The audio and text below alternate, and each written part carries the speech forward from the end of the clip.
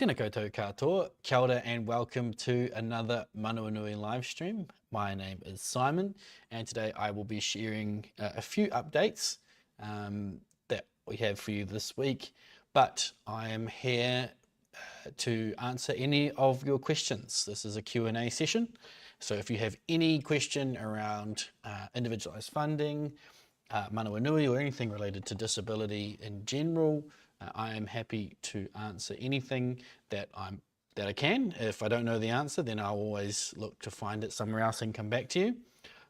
So please, if you've got any questions, pop it into the comments now. And once I get through the few updates that I have for you, we'll start answering the questions in the comment section. But if we don't get too much in the way of questions, then we'll sign off early for the evening and let you get back onto it. But with that said, I have a few updates. The first one is a bit of an apology. Earlier this morning, our phone system gave out. There was an issue with our phone provider that manages the system we use to do the help desk or our customer experience center. And when we turned up for work this morning, we found that it wasn't working and we got them onto it, resolving that issue as fast as possible. So if you did try to call us this morning and you didn't see the update on the portal or on Facebook, our sincere apologies for that issue there. We weren't even able to get into the phone system and update with a voicemail message to let you know they weren't working. So we were really stuck and helpless until we got it sorted, but glad to have that operating as per now. The next update is about our phone system. Again, this Thursday, we will be closing the phones an hour early. So we will be closing the phones at 3:30. That is so that we can have the full CEC team involved in an event happening in the office.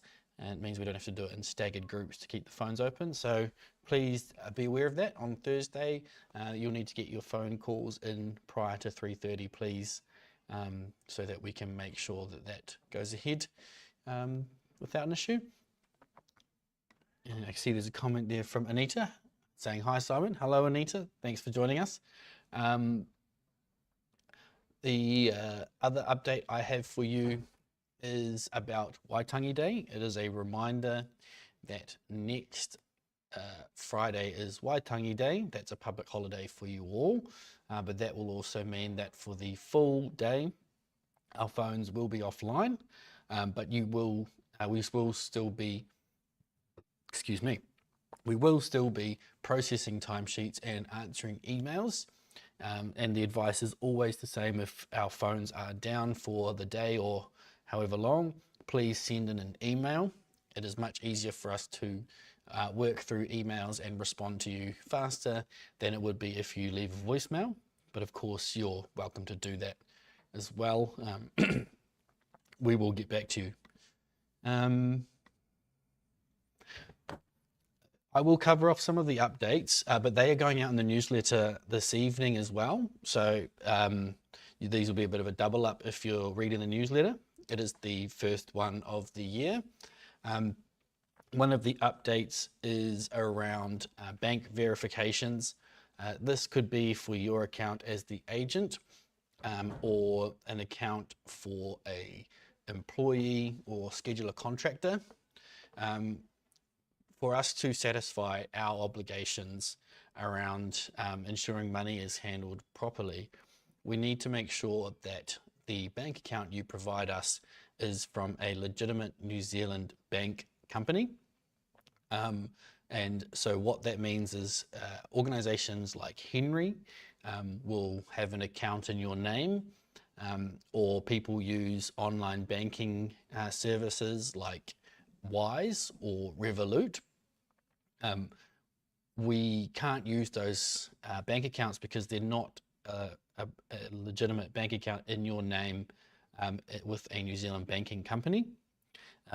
So please make sure that if you're providing us with a bank account, it is from an account like ASB or Kiwi Bank along those lines.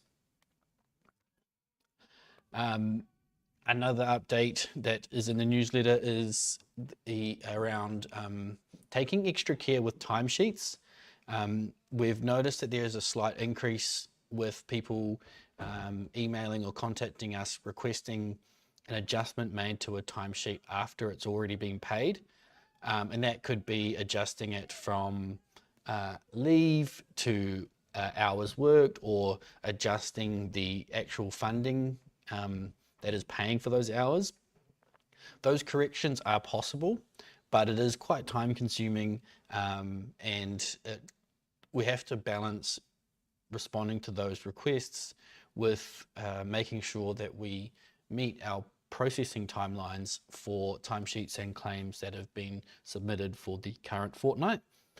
And so those requests can take a while for us to get to because they do take a lot of time, and it takes a lot of effort from different teams to make sure that any adjustment we make to a timesheet flows through to the funding records and then reflects correctly in your statement.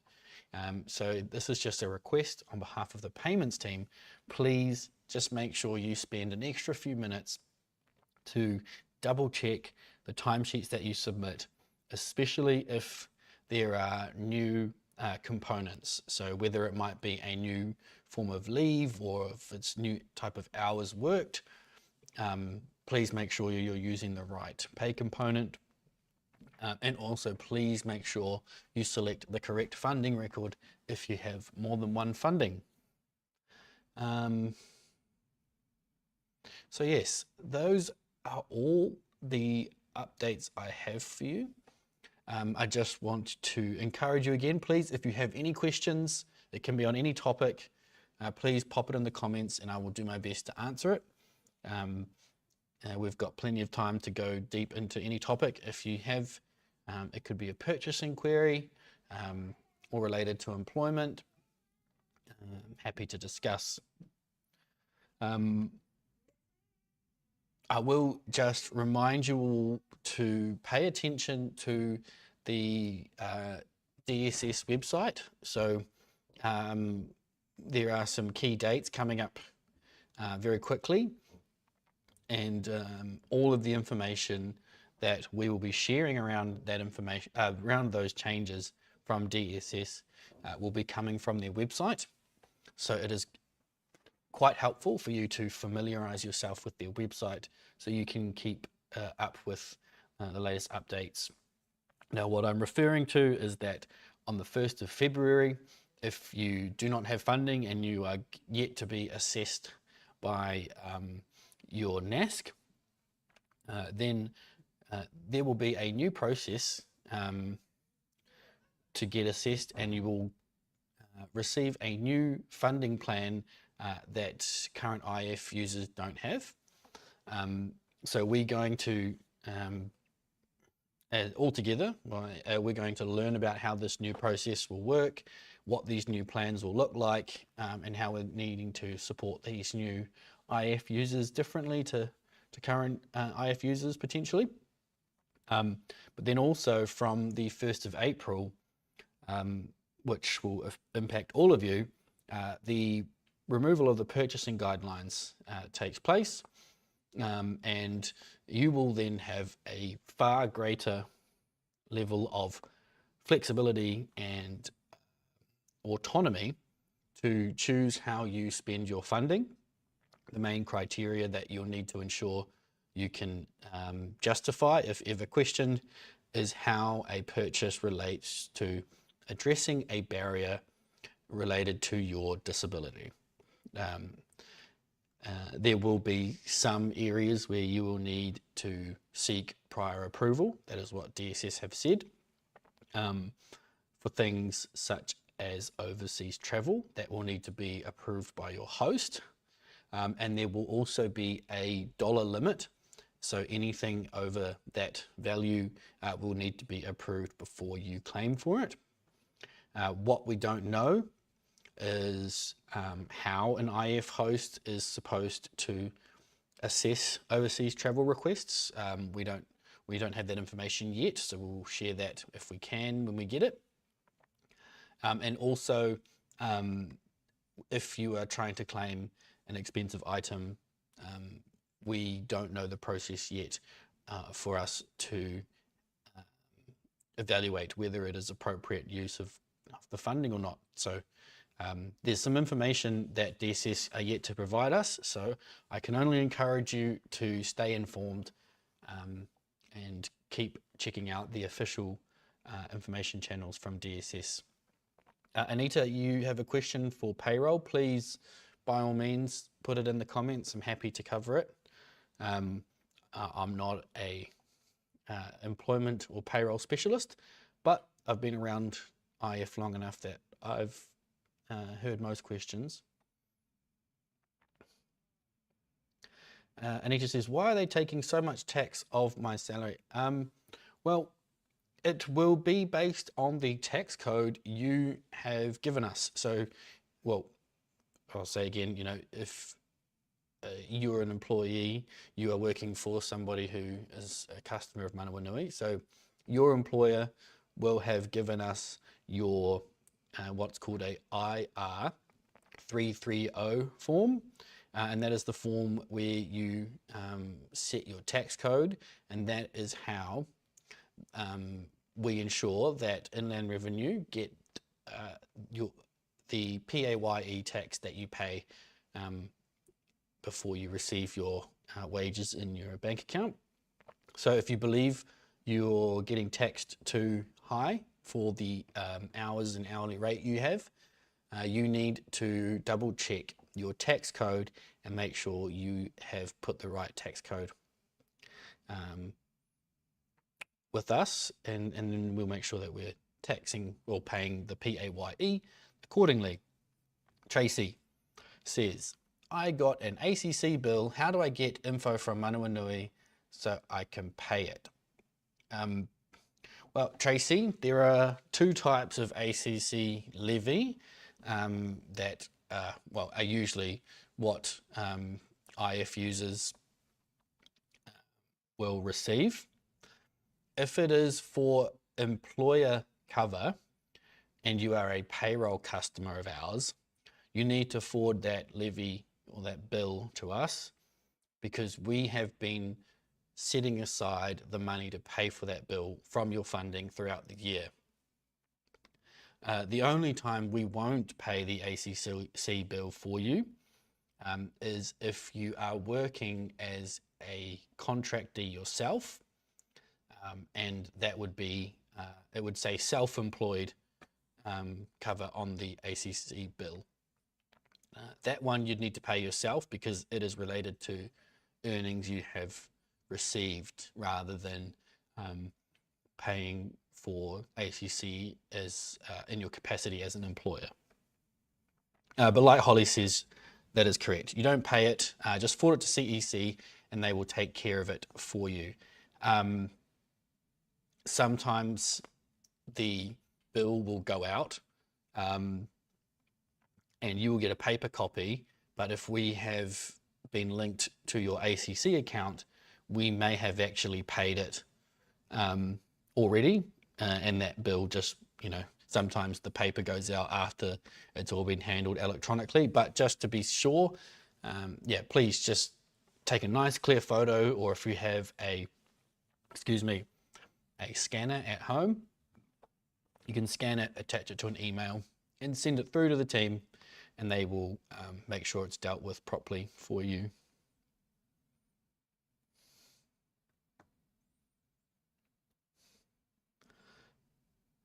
Just reminding anyone who's watching, this is a Q&A session, so we will be here for another 15 minutes if there are questions. Otherwise, I will just sit tight for a minute or two more, and then we can end things early. But if you have joined late, I will just remind you that there is a newsletter going out to everybody at once this live stream ends, at just after 5 o'clock. The newsletter will start going out to all of you. All of the updates I covered earlier in the live stream, if you missed it at the beginning, will be in the newsletter and you can read all about it. So yeah, just holding here for a few minutes for any questions. If not, then we can end things slightly early. Oh, I did forget one update. There won't be a live stream next week. That is because I am scheduled to have my tonsils removed this Friday, and everybody is telling me it's going to be a horrible time and I won't be up to much talking. So, and there will be a bit of recovery involved. So please wish me well with that for this Friday. But yes, next Tuesday there won't be a live stream because I will be recovering and resting my sore throat.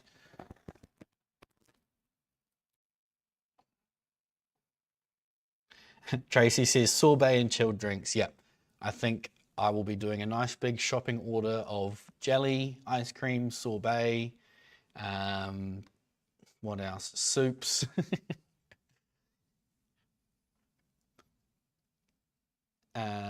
Holly says, "Oh, Simon, that's definitely no fun as an adult. Sorry." Thank you. Yeah, no, I've resigned myself to be in for some level of discomfort. So yeah, we'll see how we go. Maybe I'll update a photo after the surgery if I look hilarious with all the swelling. Don't eat hot soup, Tracy says. Oh, thank you. Melissa says, "Kia ora, Simon. Lots of ice cream and ice blocks for your tonsil removal. Thank you. How is this year looking for Manawanui and our prospects? With everything going within our parliament, how is this affecting us?" Good question. So in regards to parliament politics, Manawanui has existed through many different government changes, between National and Labour, and things at the ground level haven't really ever been altered too much, with the caveat being the situation with Waikaha and being put out onto its own ministry, and the financial situation they found themselves in, which we don't have to go into as to how that all happened, but that created this situation for us to end up with the restrictive guidelines we're under now. But prior to that, when things changed between governments, individualised funding largely was left alone or untouched. The within the sector, I am very optimistic that the change to the way people can use their individualised funding is going to have a huge positive impact. It really seems like they're wanting to give people the trust back, right? They want people to have as much control over their individualised funding as possible, but to make sure that they're using it appropriately. It looks like they're really wanting IF hosts and NASCs to get better at reporting on positive outcomes, right? So if you've had IF for a while, there wasn't a big importance put on demonstrating that the individualized funding you had for that year created, tangible positive outcomes. But what it seems like they want people to do is really focus on using their IF to actually illustrate the positive outcomes at the end of the year. So there might be more of an effort required from you all at the end of a funding year to provide that evidence to your NASC or to your host, or work with your host to come up with, some figures around, why this IF was actually positive. We know, through the years that we've been involved, that individualized funding is a huge positive to a lot of people. But it seems like now that it's within the MSD world, they're getting serious on making sure that people are, able to illustrate the good that IF does for them. And that, I think, is a really good trade-off for the trust and good faith that they're giving people around the return to flexibility.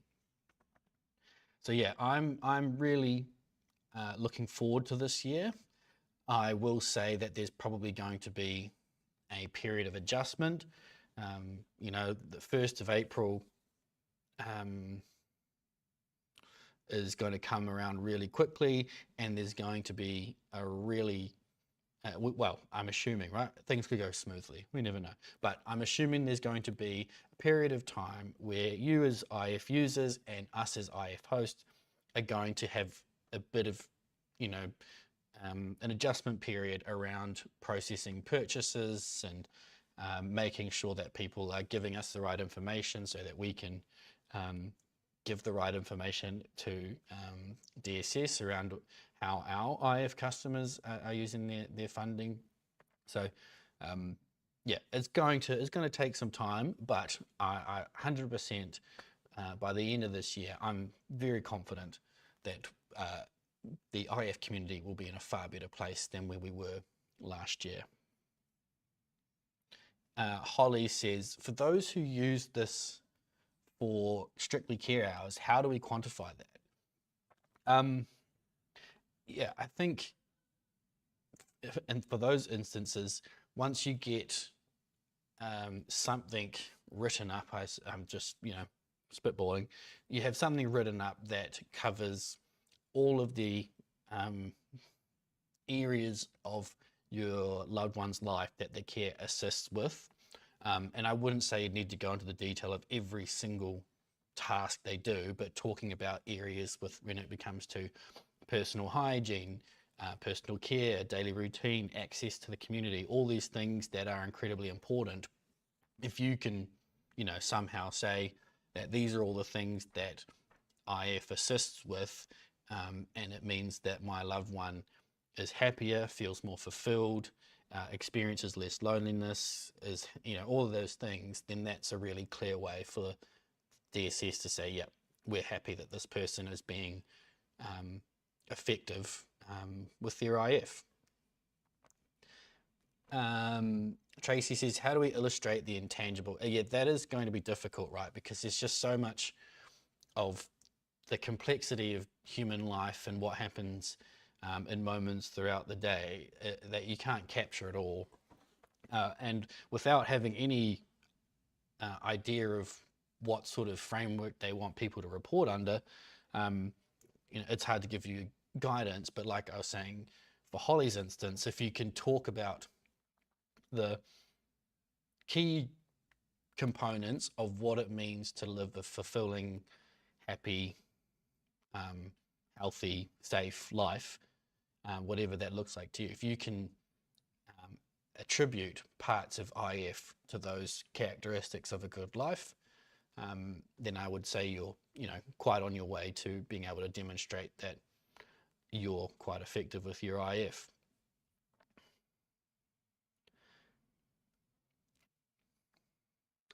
But yeah, all of this is really hypothetical because there is still a lot to come from DSS around what things will look like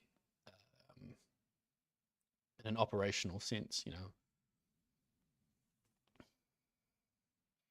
Josh says, from what I understand, it seems everything is allowed except drugs, alcohol, gambling, and illegal activities. Is this correct? To a degree, there are some areas they have already pointed out that will need prior approval from a host. That will be things like overseas travel. So that doesn't mean it's not allowed. It means that you need to get us or your other IF hosts, if you're not with us, to say, yes, we believe that is an appropriate use of funding. And then the other part that they've said so far is that there will be a set value limit, and any purchase over that limit will need prior approval. But we don't know what that limit is, and we don't know what the process is to decide whether we can support it or not.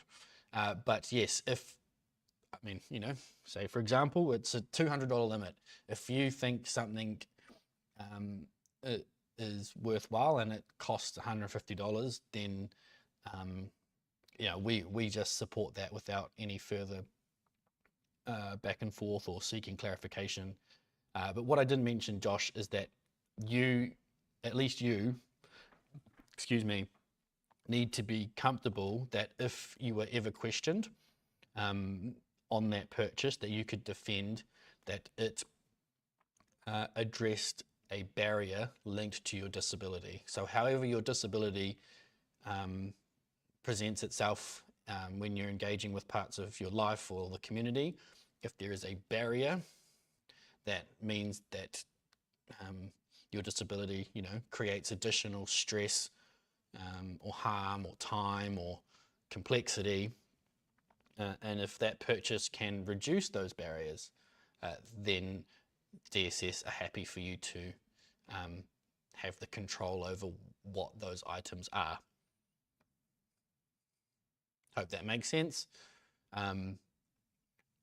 We haven't reached out to them yet formally, but we will be inviting DSS onto a live stream because it is the best way for people to get a really clear understanding and to be able to ask questions and get some of that detail or some of those edge cases clarified.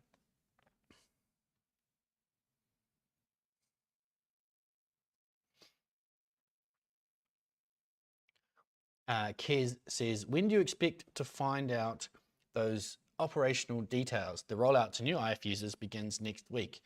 Yeah, so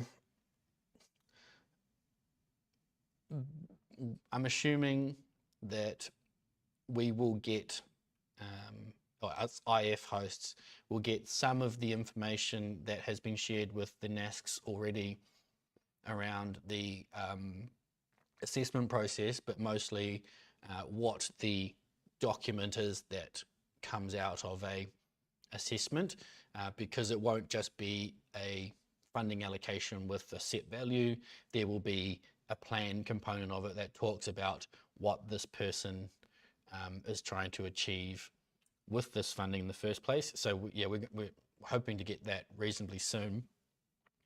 But in regards to everybody else who is waiting for the purchasing guidelines to be removed from April, it sounds like we won't get that information until March, potentially. But yeah, we don't really know, sorry. Josh says, if my disability on file is autism, but I have other mental disorders and health disorders, can they be used with IF? So this is a very good question and one I can't answer. But if I was to refer to how things have always been, is that the funding you receive from your NASC is for your disability and not health conditions or mental health conditions.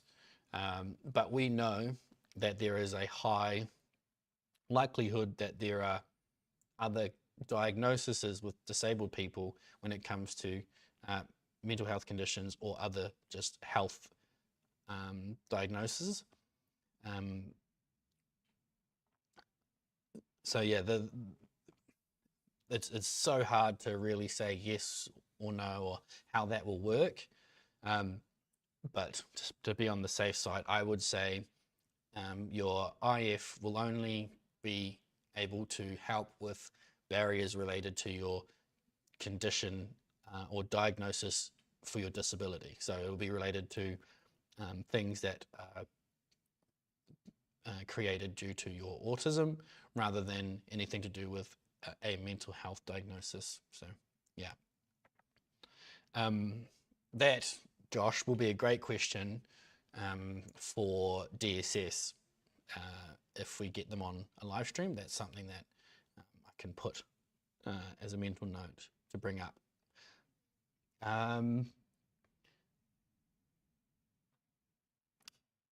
That looks like everything for now. So if any questions come through now, apologies, I'll reply to them as comments. But thank you again to everyone who came along, who asked questions. It's always great to have a bit of back and forth and also provide some clarity where possible. And we'll just reiterate that there is still a fair bit of unknown or information yet to be shared from DSS. We will do our best at sharing it out to you as soon as we are able to. We will try to direct people to the source directly. If information comes out that's not very clear, what we don't want to do is provide the Manawanui interpretation. If we think we can simplify things that are complicated and explain things in a better way, then we will, but we're really going to try and avoid people taking our interpretation as rules created by Manawanui, because we want to make sure that across the IF system, people get the same results regardless of the IF host, that no host is interpreting things different. Cool. Thank you very much to those who wished me well for Friday. I'm sure I'll be a big brave boy and get through it all right. But yeah, no live stream next week, and we'll pick up the following week after that. Thank you all. Have a lovely evening. It's lovely to see you again. Have a lovely evening, and yeah, see you in a couple of weeks' time.